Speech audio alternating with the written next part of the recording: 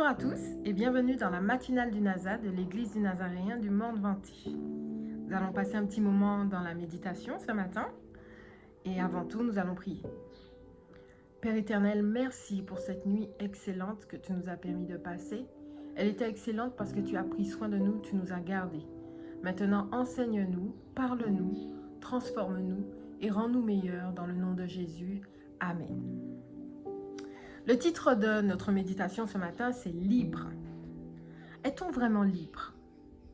Peut-on être totalement libre? La liberté a-t-elle des limites? Peut-on être libre et esclave à la fois?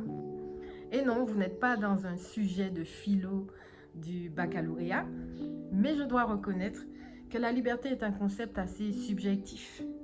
C'est un sujet qui nous passionne depuis la nuit des temps.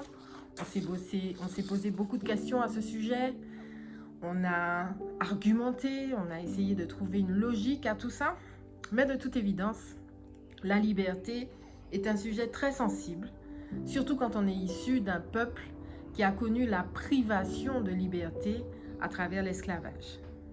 Je vous invite à lire Galates 5 en entier, mais moi je ne lirai que le verset 1. C'est pour la liberté que Christ nous a affranchis. Demeurez donc fermes et ne vous laissez pas mettre de nouveau sous le joug de la servitude. Je n'ai pas spécialement fait de recherche à ce sujet, mais j'ai envie de dire que j'ai l'impression que ce désir de liberté que nous avons est un sentiment qui apparaît dès l'enfance, dès l'instant où l'enfant va prendre conscience qu'il y a des choses qu'il est capable de faire par lui-même, comme marcher par exemple. Et ce sentiment va se développer de plus en plus au fur et à mesure que nous grandissons, jusqu'à devenir un besoin, vital même parfois pour certains. Liberté de s'exprimer, liberté d'avoir une opinion, liberté de penser, liberté de faire ses propres choix. Et puis un jour on devient chrétien et tout est confus. Dieu nous a donné le libre arbitre, mais il nous a laissé des commandements. Paul nous dit que c'est pour la liberté que Christ nous a affranchis, mais il nous invite à être esclaves de Christ. Dieu n'oblige personne à quoi que ce soit, mais il se positionne en juge. Tout ça peut sembler tellement contradictoire. Et pourtant, la fondation même de la liberté selon Dieu, c'est son amour. Oui, Dieu nous a laissé le libre arbitre, depuis toujours, comme il l'a fait avec Adam et Ève. Pour tout vous dire, moi, pendant de nombreuses années, j'ai dit à Dieu, parce que j'avais vraiment le désir de bien faire et de faire ce qu'il me demande. Donc, fatiguée de toujours faire des erreurs, je lui ai dit, écoute, fais avec moi comme tu ferais avec une marionnette. Contrôle mes bras, contrôle mes jambes, contrôle mes pensées, ma bouche, etc. Je te laisse carte blanche, fais ce que tu as à faire. Vous avez déjà vu un spectacle de ventriloque avec cette marionnette? La marionnette prend vie à travers les mains de celui qui l'a fait parler, l'a fait bouger, à tel point qu'on oublie parfois qu'il s'agit d'un pantin et on l'identifie comme une personne à part entière qui pense, qui a un caractère, etc. Mais en réalité, ce n'est qu'un assemblage de matériaux sans vie et incapable de faire quoi que ce soit. Et Dieu n'a jamais voulu ça pour nous, jamais.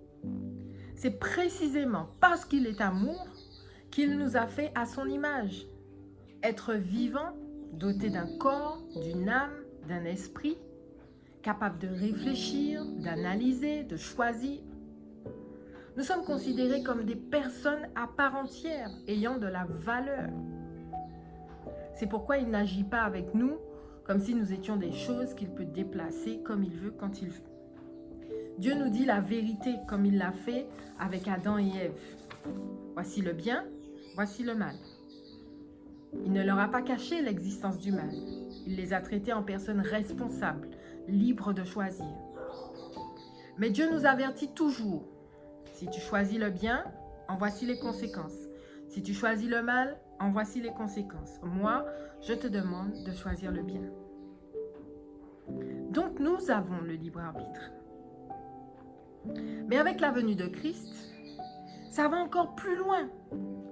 Lorsque nous reconnaissons et acceptons Jésus comme Sauveur et Seigneur, Paul dit que nous sommes appelés à la liberté. Après la chute d'Adam et Ève, l'humanité tout entière s'est retrouvée sous le joug de l'esclavage du péché.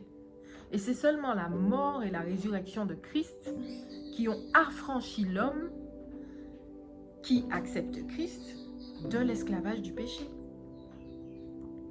Dieu est donc revenu à son plan initial de liberté, permettant à l'homme de choisir.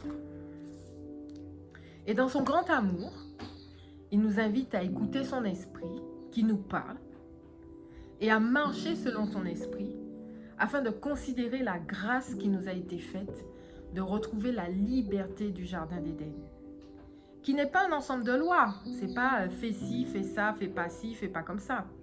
C'est pas non plus un prétexte pour vivre une vie de débauche. Mais c'est plutôt, comme Paul le dit, l'occasion et le choix de se rendre par l'amour serviteurs les uns des autres. Au verset 13 et 14, car toute la loi est accomplie en une seule parole, dans celle-ci, tu aimeras ton prochain comme toi-même. Et c'est à cela que nous sommes appelés, libres d'aimer, d'aller à l'encontre, d'aller à contre-courant de ce que ce monde propose. Dieu nous invite à demeurer fermes dans cette liberté. Elle a coûté la vie à Jésus. Alors ne nous laissons pas mettre de nouveau sous le joug de l'esclavage du péché. Les versets 7 à 9 m'interpellent aussi. Vous couriez bien, qui vous a arrêté pour vous empêcher d'obéir à la vérité? Cette influence ne vient pas de celui qui vous appelle. Un peu de levain fait lever toute la pâte. Alors que chacun s'analyse et que le Saint-Esprit nous révèle ce qui nous empêche de vivre pleinement la liberté à laquelle nous sommes appelés. Alors cette semaine, que vas-tu faire de ta liberté? Prions. Dieu de toute grâce, Dieu excellent, Dieu merveilleux, toi qui as tout mis en place pour que nous soyons libres, pour que nous soyons des personnes responsables, capables de réfléchir, de choisir, parce que tu nous aimes. Cette semaine, donne-nous à nous analyser, donne-nous à prendre conscience des choses qui nous empêchent d'obéir à la vérité et que tu nous permettes, Éternel, de rentrer pleinement dans la liberté que tu nous as acquise à la croix, dans le nom de Jésus. Amen. Si tu as le désir de connaître Jésus et d'être libre en lui, alors je t'invite à faire cette petite prière qui va apparaître juste après, à la faire sincèrement, et dès lors tu deviendras un enfant de Dieu. Et si tu veux plus d'informations, si tu veux contacter nos pasteurs, leurs numéros aussi vont apparaître. Et puis pour finir, je te dirai que si tu te réunis déjà dans une assemblée qui parle de Jésus-Christ, alors persévère. Et si tu n'as pas encore d'église, tu seras toujours le bienvenu à l'église du Nazaréen du Monde Vanté. Soyez tous bénis dans le nom de Jésus. Amen.